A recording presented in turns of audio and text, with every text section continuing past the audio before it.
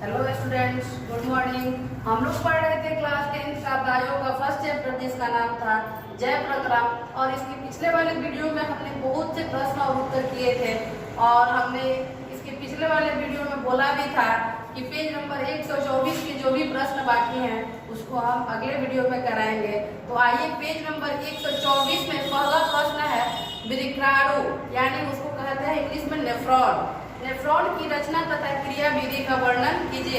आप देखिए यहाँ पे नेफ्रॉन की हमने फिगर बना दी है। ये है नेफ्रॉन की फिगर। आप लोग अपने बुक से या बुक जिसके पास नहीं है वो लोग यहाँ से वीडियो के माध्यम से वो फिगर बना लेगा और फिगर बनाने के बाद उसके रचना तथा क्रिया विधि का भी वर्णन करना है। मैंने रचना है तो किस प्रकार इसकी रचना है और इसकी क्रिया विधि क्या है, रचना के अनुसार इसका काम क्या क्या होता है। तो आइए हम यहाँ पे सबसे पहले लिखे हैं कि वृक्णाणु की रचना यानी नेफ्रॉन की रचना। वृक्क में बहुत पतली भित्ति वाली रुधिर कोशिकाओं का गुच्छ होता है। देखिए वृक्क में बहुत पतली भित्ति वाली, सब जगह आपको पतली पतली की लाइन जैसे नजर आ रही है फिगर में, तो रुधिर कोशिकाओं का गुच्छ होता है। उस नली में क्या होता है, सब में ब्लड भरा रहता है। इसमें प्रत्येक कोशिका गुच्छ एक नली के आकार के सिरे के अंदर होता है और प्रत्येक कोशिका गुच्छ, यहाँ पे सब में कोशिका गुच्छ होती है जो प्रत्येक नली के आकार के सिरे के अंदर होता है। यह नलिका छने हुए मूत्र को एकत्र कर दिया और उस नली का काम क्या है, छने हुए मूत्र को इकट्ठा करना। प्रत्येक वृक्क में ऐसे अनेक निस्यंदन एकक होते हैं जिन्हें हम क्या कहते हैं, जिन्हें हम नेफ्रॉन कहते हैं। प्रत्येक वृक्क में ऐसे अनेक निस्यंदन एकक होते हैं जिसे हम कहते हैं नेफ्रॉन।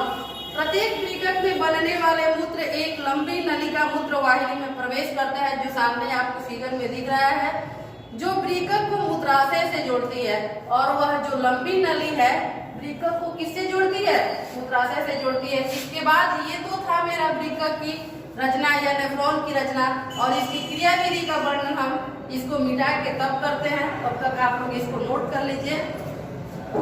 अब हम जानते हैं नेफ्रॉन की क्रिया विधि।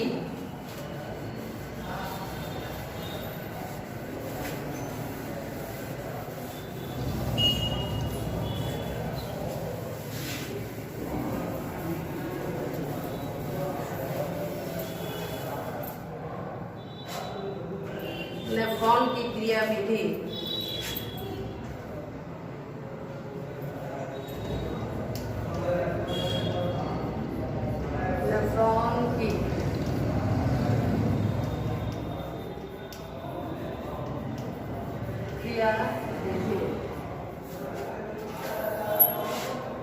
बोमन संपुट के अंदर, बोमन संपुट देखिए फिगर में यहाँ दिख रहा है, इसी के बारे में हमको लिखना है कि बोमन संपुट के अंदर, बोमन संपुट के अंदर, बोमन संपुट के अंदर बहुत सी अंदर कोशिका गुच्छे की कोशिकाएं पाई जाती है। बोमन संपुट के अंदर कोशिका गुच्छ की, कोशिका गुच्छे की कोशिकाएं पाई जाती है।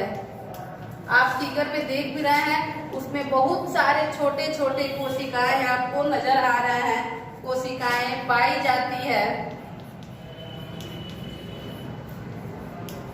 कोशिकाएं पाई जाती है जिसके द्वारा रुधिर छाना जाता है, जिसके द्वारा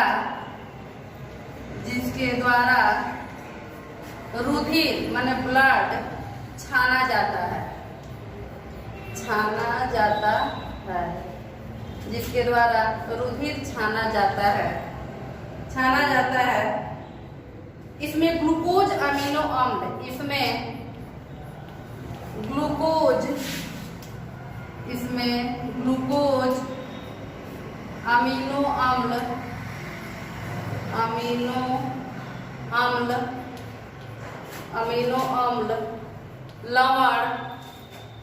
लवण तथा जल की अमीनो अम्ल लवण तथा जल की अमीनो अम्ल लवण तथा जल की अधिक मात्रा रह जाती है। जल की अधिक मात्रा रह जाती है, अधिक मात्रा रह जाती है। फिर जैसे जैसे ग्लूकोज अमीनो अम्ल फिर जैसे जैसे ग्लूकोज अमीनो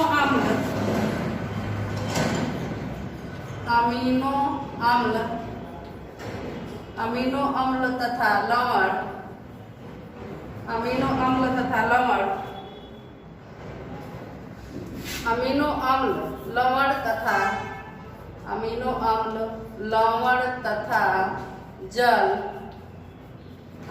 अम्ल लवण तथा जल को रुधिर कोशिकाओं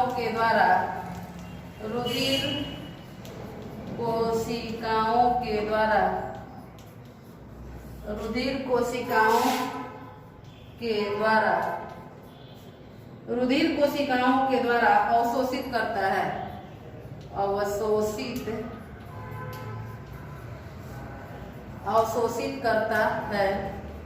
अवशोषित करता है। वैसे वैसे शरीर में उपलब्ध अतिरिक्त मात्रा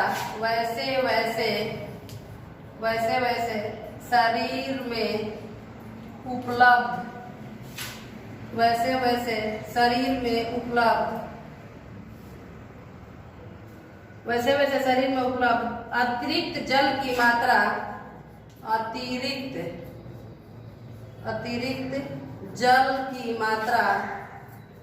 अतिरिक्त जल की मात्रा तथा बेकार पदार्थ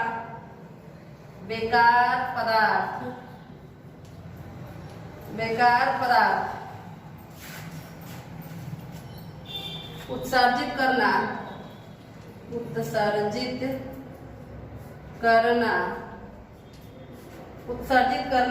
उसी पर निर्भर करता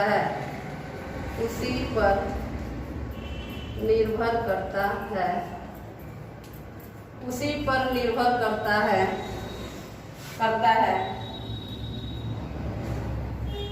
इस प्रकार यह मूत्रवाहिनी द्वारा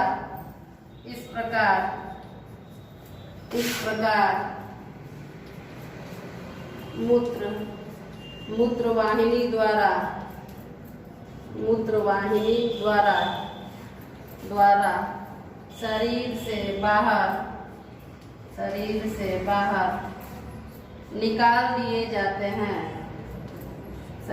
बाहर निकाल दिए जाते हैं। तो देखिए, यही था नेफ्रॉन की रचना तथा उसकी क्रियाविधि। पहले हम दिखाए थे इसके रचना के बारे में और इसके बाद है इसकी क्रियाविधि। माने भुवन संपुट के अंदर देखिए, यहाँ पे आपको दिख रहा है फिगर में बहुत सी छोटी छोटी कोशिकाएं की गुच्छ पाई जाती है और इसी कोशिका गुच्छ के द्वारा मेरा ब्लड क्या हो जाता है, छान दिया जाता है और इसमें ग्लूकोज अमीनो अम्ल लवण तथा जल ब्रिकट की अधिक मात्रा में रह जाती है और रुधिर छन के अलग चला जाता है और ग्लूकोज अमीनो अम्ल लवण तथा जल अलग रह जाता है।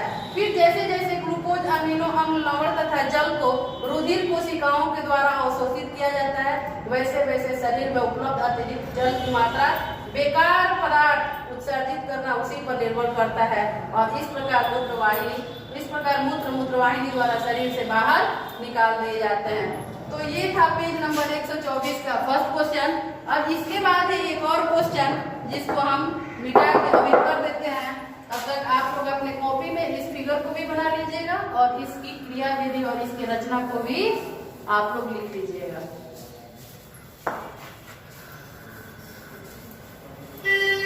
क्वेश्चन नंबर 2 है क्या,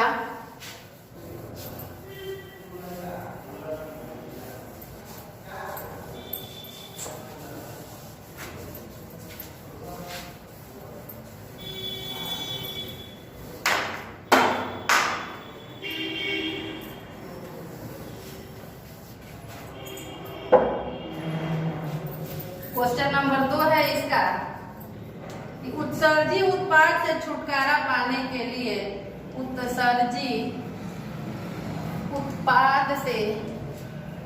उत्सर्जी उत्पाद से छुटकारा पाने के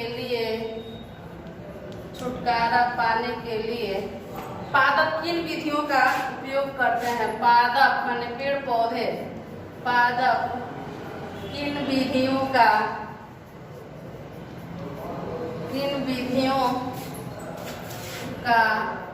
उपयोग करते हैं? पादप किन विधियों का उपयोग करते हैं? आइए इसके आंसर को जानते हैं। उत्सर्जी उत्पाद से छुटकारा पाने के लिए पादप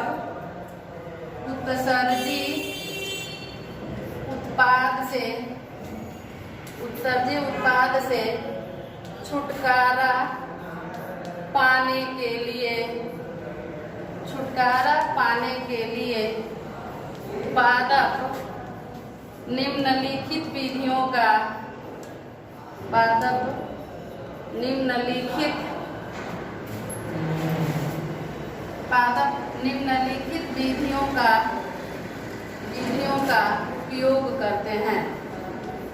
उपयोग करते हैं। पहला है वे अतिरिक्त जल से वाष्पोत्सर्जन द्वारा अतिरिक्त जल से वाष्पोत्सर्जन द्वारा छुटकारा पा सकते हैं। दूसरा क्या विधि है उसका? पादप में बहुत से ऊतक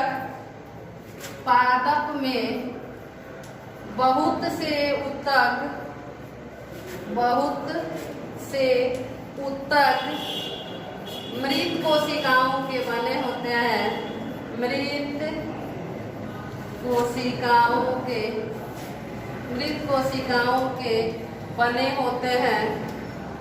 मृत कोशिकाओं के बने होते हैं। वे पत्तियों का क्षय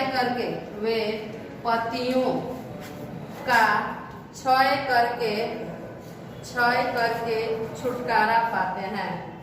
वे पत्तियों का क्षय करके छुटकारा पाते हैं। तीसरा विधि देखते हैं।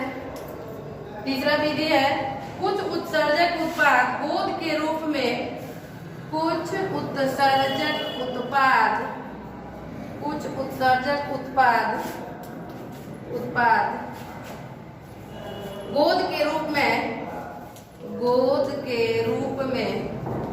गोंद के रूप में निष्क्रिय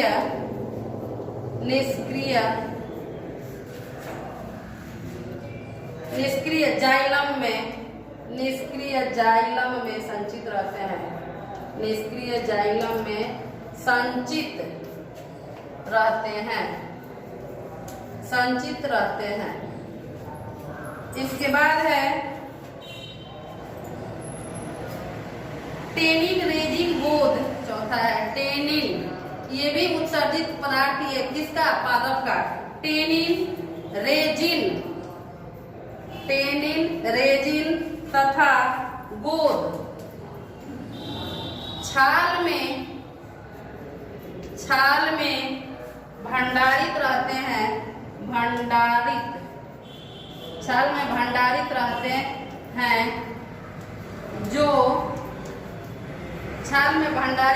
हैं जो छाल के हटाने से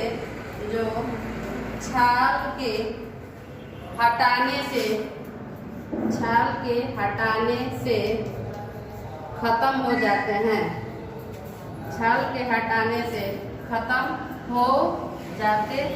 तो ये था पेज नंबर 124 का क्वेश्चन नंबर 2।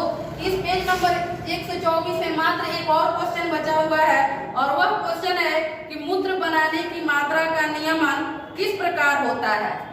तो आइए हम समझा देते हैं आप लोग को कि मूत्र बनाने की मात्रा का नियमन किस प्रकार होता है। सबसे पहले कि मूत्र की मात्रा हमारे शरीर में पानी के ऊपर निर्भर करता है कि जितना पानी हमारे शरीर में रहेगा उसी हिसाब से मूत्र भी क्या होगा? बनेगा। तो इसमें हम लोग लिख देंगे कि मूत्र की निर्भर करता है। आइए हम लिख ही देते हैं।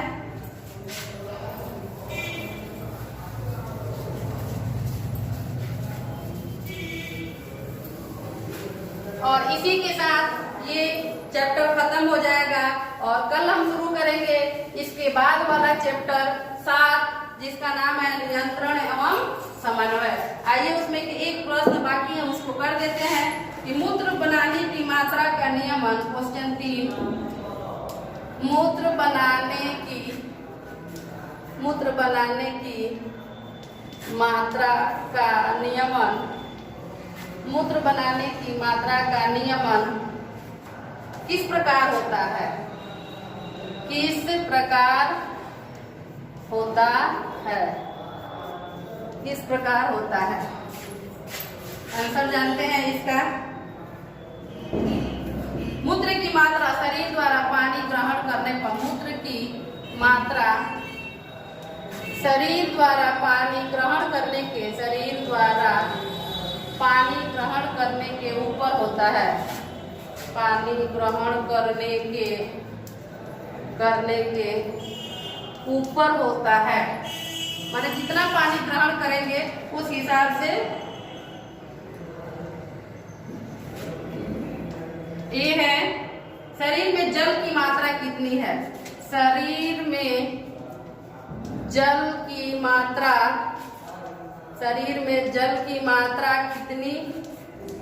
कितनी है? शरीर में जल की मात्रा कितनी है? कितना जल उत्सर्जन करना है? कितना जल उत्सर्जन करना है? कितना जल उत्सर्जन करना है ताकि शरीर में जल की कमी ना हो। बी लिख देते हैं हम। बी, जब शरीर में अधिक उत्सर्जक होता है। जब शरीर में अधिक उत्सर्जक होता है। जब शरीर में अधिक उत्सर्जक होता है। जब शरीर में अधिक उत्सर्जक होता है तो जल की अधिक मात्रा की आवश्यकता होती है। तो जल की अधिक मात्रा की